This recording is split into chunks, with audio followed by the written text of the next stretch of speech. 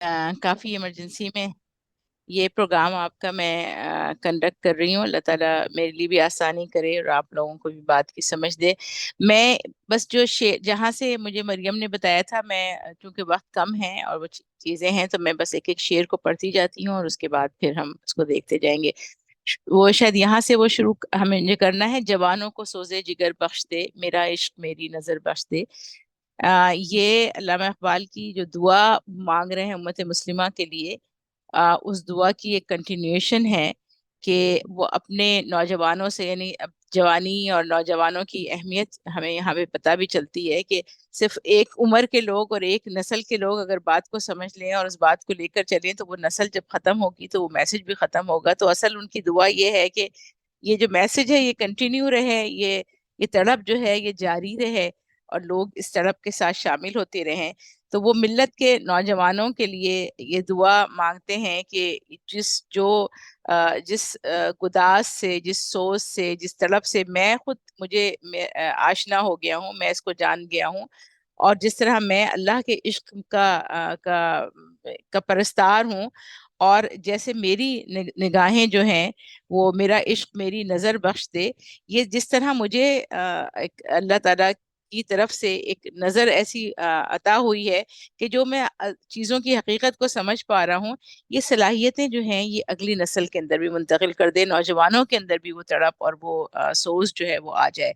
मेरी नाव गिरदाब से पार कर, ये साबित है इसको, तू इसको सैयार कर। यानी ये जो मेरी कश्ती जो है ये इस वक्त बिल्कुल मझधार में। अब मैं इन अशार को जब पढ़ रही थी तो मैं सोच रही थी कि इतनी पुराने लिखे हुए अशार हैं, लेकिन आज भी शायद उम्मत मुस्लिमा उसी जगह पर खड़ी हुई है जहां पर वो उस वक्त थी। कि हमें लगता है कि जितनी इस वक्त भंवर का शिकार है, जितनी इस वक्त वो एक एक तूफान का और एक बिल्कुल हर तरफ से मुसीबतों के अंदर, यानी भंवर में ऐसा होता है ना, जब वो कि जब कश्ती बीच में होती है तो चारों तरफ से बस उसके गोल गोल गोल गोल लहरें ऊंची ऊंची उड़ती वो करती रहती हैं और वो किसी जगह पहुंच नहीं पाती, एक जगह जैसे स्टक हो जाते हैं। साबित है तो उसको सैयार के, नहीं स्टक हुई भी है, ठहरी भी है, रुकी भी है। साबित और सैयार में, साबित वो चीज है जो खड़ी हो और सैयार वो चीज है जो कि चलती हो। सैयारे जिसको हम कहते हैं जो हर वक्त घूम रहे होते हैं। तो ये मिल्लत इस्लामिया की बात ये करते हैं कि आ, ये इस जिन हालात में मिल्लत इस्लामिया इस वक्त फंस गई है, उनकी जो कश्ती है उसको वो उस भंवर से, उस गिरदाब से, उस तूफान से तू निकाल दे, और उसको उसके अंदर की जो स्टैग्नेंट पोजीशन भी इसको आप कह लें हो गई है, जो एक जगह बस खड़े हो गए हैं, उससे निकल नहीं पा रहे, इससे आप इनको निकाल दें और इनके अंदर एक मूवमेंट जो है वो पैदा कर दें। बता मुझको इसरार मर्गो हयात कि तेरी निगाहों में है कायनात।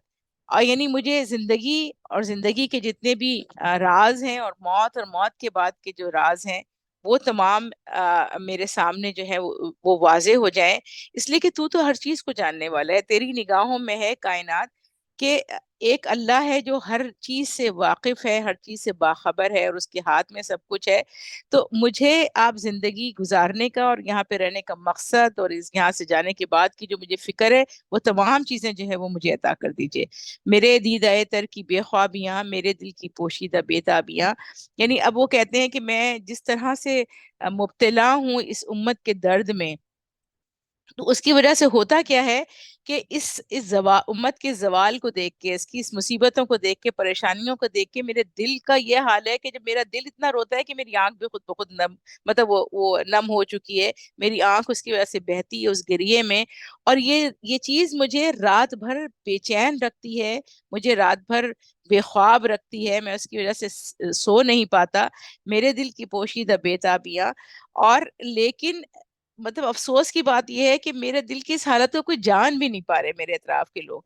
तो ये एक दुआ का एक सिलसिला है कि जो अल्लामा इकबाल अल्लाह ताला से मांग रहे हैं कि उम्मत मुस्लिमा को भी ये चीज अता फरमा कि उसके दिल के अंदर ये दर्द उम्मत का पैदा हो, उसकी आंख से आंसू बहें, उनकी रातें जो है वो बेख्वाब हों, और मेरे हाल से भी लोग वाकिफ हो जाएं। मेरे नाले नीम शब का नियाज, मेरी खिलवत अंजुमन का गुदाज। यानी इसी कैफियत की वजह से वो बात कहते हैं कि मैं तो रात में निस्फ रब शब में उठ के तेरे सामने खड़ा होता हूँ और तुझसे अपनी हालत की शिकायत करता हूँ, उम्मत की हालत की शिकायत करता हूँ, तुझसे दुआ मांगता हूँ। और चाहे मैं تنہائی میں ہوں، چاہے میں لوگوں کے درمیان ہوں، میرا دل ہر وقت اسی کرب کا ایک شکار رہتا ہے، اور ہر لمحے کا ایک بے چینی میرے اوپر مسلط رہتی ہے۔ امنگیں میری، آرزوئیں میری، امیدیں میری، جستجوئیں میری۔ تو یعنی وہ یہ کہتے ہیں کہ میری جتنی بھی توقعات ہیں، میری جتنی بھی خواہشات ہیں، میری جتنی بھی میرے خواب ہیں، میری آرزوئیں ہیں، وہ میری ذات کے لیے نہیں ہے، بلکہ یہ پوری ملت کے لیے، پوری امت کے لیے ہے۔ اور صرف اتنا نہیں ہے کہ میں خواہش رکھتا ہوں، بلکہ اس کی بہتری کی امید اور جستجو بھی میں کرتا رہتا ہوں۔ یہ ساری چیزیں میرے اندر جو میری فطرت آئینہ روزگار، غزالان افکار کا مرغزار، یہ بہت ایک یعنی خوبصورت شاعری ہے علامہ اقبال کی۔ وہ کہتے ہیں کہ یہ میں ایک ایسا سوچنے والا ہوں، ایک ایسا مفکر ہوں جو فطرتاً اس کائنات کے جو آئینہ روزگار کا مطلب ہے، یہ دنیا کا جو شیشہ ہے، دنیا کا جو مرر ہے، یہ میں جب اس کی طرف دیکھتا ہوں تو مجھے حقیقت پتہ چلنا شروع ہوتی ہے۔ میں اس کو سمجھنے کی کوشش کرتا رہتا ہوں۔ اور غزالان افکار کا غزالہ کا مطلب ہے ہرن، اور افکار یعنی سوچیں، اور مرغزار ہے سبزہ ذہن۔ جس طرح ہرن اس طرح سے اونچی اونچی چھلانگیں لگا کے گھوم رہے ہوتے ہیں باغوں میں، اس طرح میرا ذہن اور میرا دل اور میرے خیالات جو ہیں وہ ہر وقت اس قدر ایک کیفیت میں ہوتے ہیں جو چھلانگیں لگاتے رہتے ہیں۔ اور میں اس کی میرے اندر کس چیز کی سوچ ہے، مسلسل سوچ ہے، اور اتنی دور دور تک کی سوچیں ہیں، یہ انسان یعنی اس امت مسلمہ کی، اس ملت کی اور اس معاشرے کی بہبود کے لیے، اس کی فلاح کے لیے جو جذبات میرے اندر رہتے ہیں۔ میرا دل میری رزم گاہ حیات، گمانوں کے لشکر یقین کا ثبات۔ بہت خوبصورت شعر ہے یہ کہ اے اللہ تعالیٰ، میرا جو دل ہے وہ تو انسانی مسائل کا، حیات انسانی کے جتنے بھی کل کے کل مسائل ہیں، ان کی ان کا ایک ٹھکانہ، ان کا ایک گھر بن گیا، اس کی آماجگاہ بن گیا ہے۔ رزم گاہ کہتے ہیں میدان جنگ۔ میرا دل میری رزم گاہ حیات، یعنی ہر وقت اس کے اندر ایک نیکی کا اور برائی کا اور اچھائی کا اور غلط ہونے کا، کون سی چیز ٹھیک ہے کون سی، اس کا ایک سمجھے اس کی ایک جنگ ہے جو ہر وقت میرے اندر جاری رہتی ہے۔ اور اس میں گمانوں کے لشکر یقین کا ثبات۔ اور ایسا ہوتا ہے کہ میں بہت ساری چیزوں میں بالکل ثابت قدم ہوں، میرے پاؤں جمے ہوئے ہیں، مجھے اچھی طرح پتہ ہے، لیکن بہت سی چیزوں کے بارے میں بھی میرے ذہن کے اندر شک و شبات اٹھتے ہیں۔ میں سوچتا ہوں کون سی چیز ٹھیک ہے کون سی چیز غلط ہے۔ یہ تمام وہ اپنی کیفیت بتا رہے ہیں، اور اس کیفیت کے بعد وہ یہ کہتے ہیں کہ یہی کچھ ہے ساقی متاع فقیر، اسی سے فقیری میں ہوں میں امیر۔ یعنی یہ سب کچھ تو ہے، میرے دل کی یہ کیفیت ہے، اس کا دکھ ہے، اس کا درد ہے، اس میں بے تحاشا خیالات ہیں، اس میں بہت سارے آئیڈیاز ہیں، بہت کچھ ہے۔ یعنی کہ انسان ایک ایسی کیفیت جو میں راتوں کو سو نہیں پاتا، میں دعائیں کرتا رہتا ہوں، میں لوگوں کے لیے فکر مند رہتا ہوں، لیکن میری ٹوٹل میرا کل کا کل متاع جو ہے، میرا پورا سامان زندگی ہے ہی یہی۔ اور میں اس فقیری کی وجہ سے، یعنی آپ سوچیں کہ ایک ایسے شخص کے پاس کوئی دنیاوی متاع نہیں ہے، بس یہ اس کی سوچ، اس کے افکار، اس کی جدوجہد، اس کی کوشش ملت کے لیے۔ تو میں تو ایک فقیر و درویش کی مانند ہوں، لیکن یہ جو خصوصیات آپ نے میرے اندر پیدا کر دی ہیں، اور جن کا میں نے تذکرہ ابھی کچھ اشعار میں کیا ہے، ان کی وجہ سے میں ایک امیر اپنے مال کو جس طرح انجوائے کرتا ہے اور جس کے اندر وہ مگن ہوتا ہے، اس فقیری سے میں امیر ہو گیا ہوں۔ یعنی مجھے یہ چیز اتنی پسند ہے، اپنی ذات کی یہ چیز مجھے اتنی محبوب ہے۔ اور علامہ اقبال کے ہاں آپ کو فقر کا بہت تذکرہ ملتا ہے، اور اس فقر سے مطلب ان کا یہ نہیں ہوتا کہ وہ مانگنے کی کوئی کوشش ہے، بلکہ اس کا مطلب ہوتا ہے کہ وہ دنیا کی بے نیازی ہے، دنیا کے مال و متاع سے بے نیازی ہے، اور ان کی اپنی زندگی کی جو پرائرٹیز ہیں، یعنی یہاں پہ وہ اپنی پرائرٹیز بتا رہے ہیں کہ میری اصل میں پرائرٹیز کیا ہیں۔ تو یہ جو چیزیں ہیں میری، یہ انہوں نے مجھے اتنا جیسے مطمئن کیا ہے، اور اتنا مجھے مالدار کیا ہے کہ مجھے اس کے علاوہ اور کوئی چیز چاہیے بھی نہیں۔ میرے قافلے میں لٹا دے اسے، لٹا دے ٹھکانے لگا دے اسے۔ یعنی یہ جتنی چیزیں جو آپ سے میں نے کہی ہیں کہ یہ میرے پاس ہیں، میں یہ چاہتا ہوں کہ میری پوری ملت کے اندر یہ چیزیں تقسیم ہو جائیں، اور یہ تمام جو دکھ میرے سینے کے اندر ہے، یہ سینے سے میرے نکل کے میرے قافلے کے اندر یہ جو ہیں یہ لٹ جائیں۔ جب یہ میرے قافلے میں لٹ جائیں گے، جب یہ میرے قافلے کے لوگوں کے دلوں میں چلے جائیں گے، وہی ٹھکانہ ان کا ہے، وہیں پہ जो है इनको ठिकाने लगाना है। ये मुझे नहीं पता कि कौन से शेर तक मुझे करना है, मुझे बताएं। अच्छा, इसके आगे भी करना है?